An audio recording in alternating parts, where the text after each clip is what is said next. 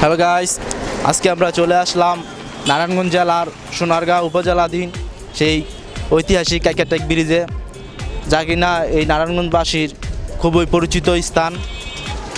তো আমরা আজকে শুক্রবার চলে আসছি এখানে। বিশেষ করে শুক্রবারে অনেক লোকজন হয়ে থাকে, মানুষ এখানে এসে নিজের এরকম আনন্দ ভোগ করে থাকে। তো আমরা এরকম এর পাশে রয়েছে ব্রহ্মপুত্র নদী, আর এই নদীটা আপনার ওদিক দিয়ে চলে গেছে বাংলা নদীদের সাথে। এই নদীটা এরকম অনেক সময় মাঝখানে এরকম চর বেশি থাকে।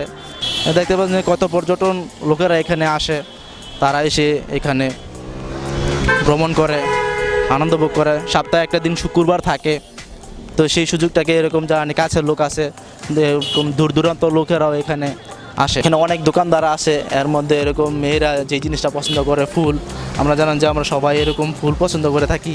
তো এক ভাই এরকম ফুল বিক্রি করে এখানে, আর এখানে উনি প্রায় সময় আসে, এখানে অবস্থা সম্বন্ধে তিনি ভালো জানে। তো আমরা তাকে জিজ্ঞাসা করতেছি, ভাই জান আপনার নাম? আমার নাম এনামুল হোসেন। আপনি এখানে কতদিন যাবত আছেন?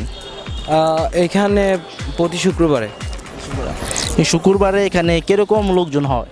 হ্যাঁ হয়, মোটামুটি আলহামদুলিল্লাহ ভালোই লোকজন আসে এখানে। মানুষ এখানে আসা আনন্দ পায়। তো জি, এখানকার সবচেয়ে বড় ব্যাপারটা হচ্ছে কাইকাটেক ব্রিজে আসার আসল কারণ হচ্ছে এখানে বাতাসটা বেশি।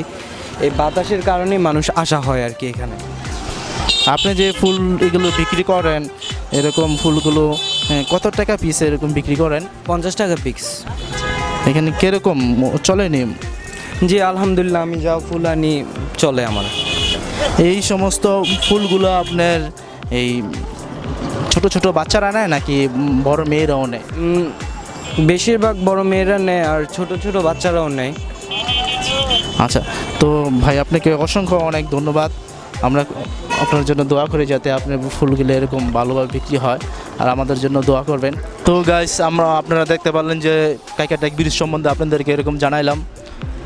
তো আমরা সন্ধ্যা হয়ে যাচ্ছে, আমরা এবারকার বিদায়ের পালা, আর এরকম সপ্তাহে একটা দিন এখানে অনেক মানুষ হয়।